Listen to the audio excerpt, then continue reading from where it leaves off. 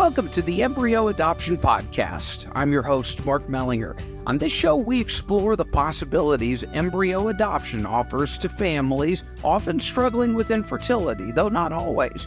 Through insightful interviews and moving stories, we uncover the blessings of this unique path to parenthood.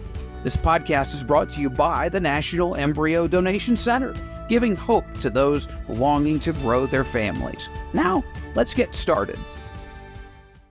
NEDC embryo adoption mom Ambre Williams has a new book out to help families. It's called The Best Thing Is You. We're going to talk about that. But first, Ambre, glad you're here. I want you to unpack your and Todd's embryo adoption journey through the NEDC. Yeah, of course. Thanks again for having me on. So my husband and I, we were high school sweethearts, got married pretty young in our 20s. And kind of envisioned what our family life would be. We had talked about doing adoption, having 4 kids, and then quickly realized that it turned into years. And so we started looking into fertility doctors, and we got word that we wouldn't be able to conceive biologically. And so that came as a bit of a surprise. It was a couple difficult months, I would say, just because it was complete shock. But I feel like God put that on our hearts from the beginning to have adoption as a kind of an option is what we were envisioning. And so I felt like it was easier when we got that news. So it was the specialist that we were speaking to actually had mentioned embryo adoption, which we had never heard about. And so I kind of just dove into research mode. And we came across NEDC, and it really just fit with our beliefs. And we flew down to Tennessee, met with you guys and the staff. And then now 2 children later through NEDC, we are just so blessed, and it wouldn't have been possible without embryo adoption. And flew all the way from California, I should say. I mean, we get people from East Coast to West Coast, North to South, and even around the globe. So yeah, you really made an effort, but in the end, I guess it ended up being worth it. Tell us about your 2 babies who aren't really babies anymore. Yeah, so we actually did the first transfer was back in 2017. And so everything kind of just seemed to be going as planned. But unfortunately, we did miscarry. And so that was really, really hard after everything we experienced. It kind of just seemed like one thing after another, and then to get that news. But looking back, we look at it as obviously like it was a heartache and a loss, but we wouldn't have received the precious gift of Reagan had we not experienced that. So we had our daughter in 2018, and then I think it was only a couple years later, in 2020, we did another transfer during a pandemic also. So that was a crazy time traveling through all of that. And then unfortunately had another loss, took a little break, and then had our son this year, last year. So he's already 10 months. So it's just crazy how time's flying with them.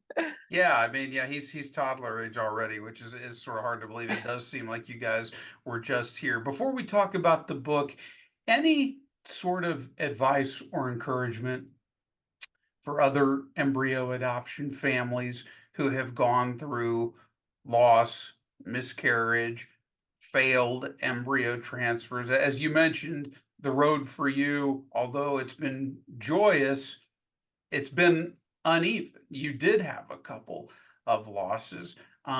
Any advice or encouragement that you would want to offer to somebody who's going through that? Yeah, so I would definitely try to find a community of other parents, or specifically moms, that are going down that same path as you. That's what I really connected with, as I found even during our infertility journey before getting pregnant, um, finding other women who were in the same road, because it's a very lonely, especially if you're not sharing with friends or family. It's easy to feel alone, but especially miscarriages are very common. I think it's I want to say it was like 1 in 4, 1 in 5. I could be quoting it wrong. Something like But that, right? yeah, but it is a very common, um, unfortunate thing to go through. And for us, it was just being open. We had been open throughout our entire journey. So everybody already knew, but that also kind of made it hard, because we had told everyone we were doing the transfer, and then that we did get pregnant. But it just really helped for us is to have everyone praying. I know with 100% confidence, if we didn't have the amount of people who were praying for us, it would have been a lot more difficult. So we just kind of felt this sense of peace during that hard time. But just allowing yourself to heal and understand that it wasn't anything that you did. Because that kind of, when you hear that it's called miscarry, like, it seems as if you did something wrong to cause it. And so yeah, that's just really what I found helpful, was community, and then a lot of prayer. By the way, if this podcast is helpful to you, would you help spread the word? Share it, rate, review, subscribe, give us a 5-star rating. That'll help spread the word about the Embryo Adoption Podcast, and more people can hear this interview with Amber, who has written, as I mentioned, a great new children's book. It's called The Best Thing Is You. Where did the vision for this come from? Yeah, so it was actually in your guys' office the first time we visited, and we saw a couple books there. And so I took a picture of it and purchased those books. And then I kind of went down this rabbit trail of trying to find a children's book that really resonated with our child's story. So it was when we were pregnant with her, that I had said I'd always have a love for reading and writing. And I had said, if I don't find something that works, I'm going to do it. And so, I mean, obviously it's been over 5 years till I got to where we are today. But it was really meant as a book that would help children, specifically whose parents did IVF, embryo adoption, donor conception. I even mentioned surrogacy or adoption also, just as a way to help children realize that they're extraordinary and cherished, no matter how different their family may look from their friends. And so, yeah, it was really important, because I know in a world of a lot of pressure on kids, if you look any kind of different, then you're considered weird. And so it was just helping recognize and inspire children to have this self-confidence, that they are loved and special, and there's a God that created them exactly who they were meant to be. Well, and I wanted to get at that because you were also intentional about bringing your faith into this book. How did your faith shape you putting it together? Yeah, so really, when you look at it, it was kind of just, as far as our children's story, we've told them from the very beginning, so that it's kind of just a part of who they are. There's no secrets or anything like that. And it's helping them realize that when we talk about our faith and telling them who they are, is God created them. And so, although we don't share our genetic connection between them, God created them that way, and he had a plan and purpose for them and for their lives.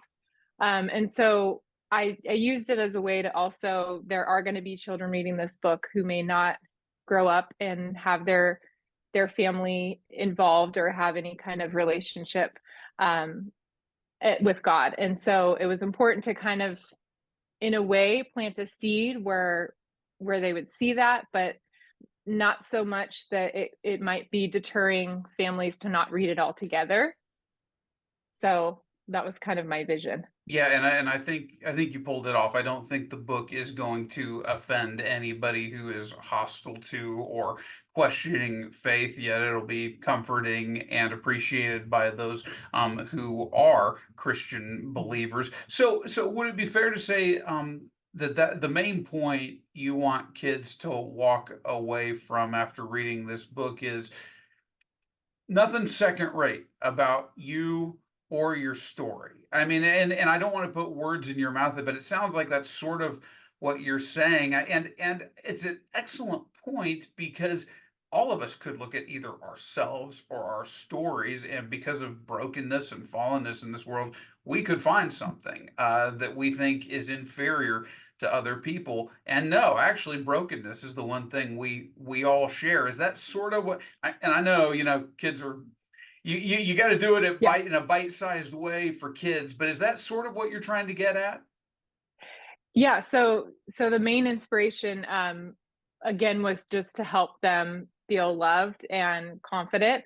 But at the same time, I wanted to include a lot of different characters throughout the book, so that I mention some families grow in one mommy or another, so that it can be relatable to surrogacy or adoption.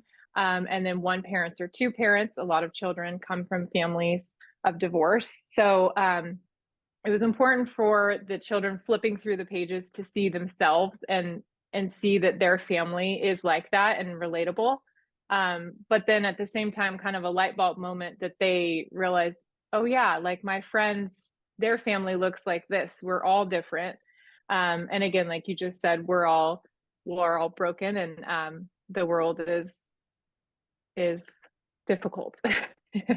I don't know enough. I'm not enough of a literary scholar to know if the book is written. I guess it's not poetry, but it is written with rhyme and meter in mind, clearly. And I think you did a great job on that. How did you find your illustrator? She did a great job as well. Thank you. Yeah, so I did throughout school, and being surrounded by I was involved in a lot of programs with children.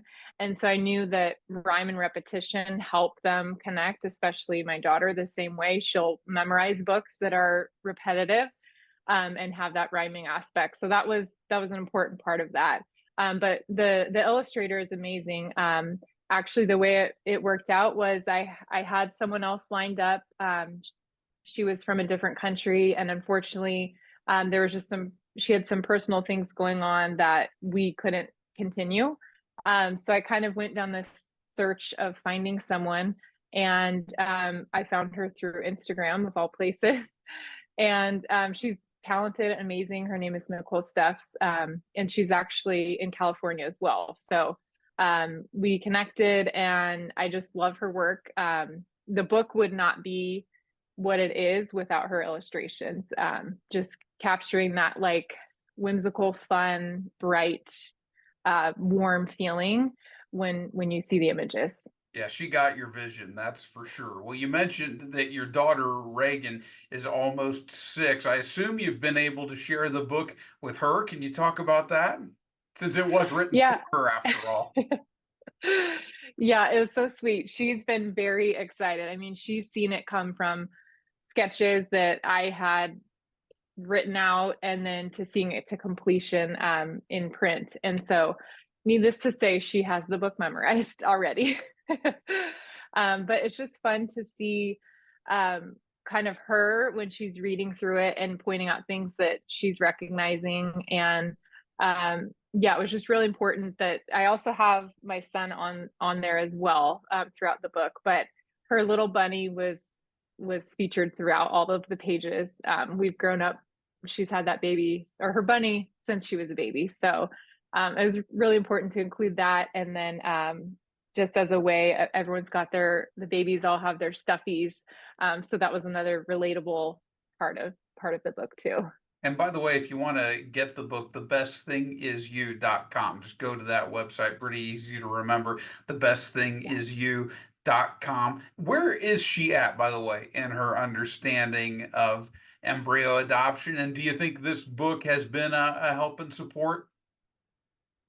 Yeah. So I mean, from a very young age, I know when we started the whole embryo adoption process, I know some of the speakers and videos we watched talked about how, as a child of embryo adoption, not to make it ever a moment where they remember hearing that. So like I said, we did have other books that it's been just as a matter of fact, like that's part of her story. So we didn't want it ever to be that she remembered that discussion. And so it's really fun because as she reads it, the specific page where it says you're created with God's special care. And she says, like, that's how I was created and I'm in that egg. So she doesn't really quite understand it yet, but just seeing that that's like part of her vocabulary and discussing it. And we actually have connected with a few other families through NEDC. And then I've found some other women on social media who are literally only 15 minutes away from us. So our daughter and our son can grow up with families who are just like us. So it's really amazing. What has the general response to the book been so far? The feedback's actually been pretty amazing. I again didn't really know what to expect. I just wanted to write this for my children, and my hope was to just really have other families who may not have experienced the same journey, for kids to recognize it and kind of have a sense of empathy and just awareness that this is another road that some families do when they're having their family. And so not only obviously the embryo adoption, but also I've had a lot of donor conception families reach out, and surrogacy as well.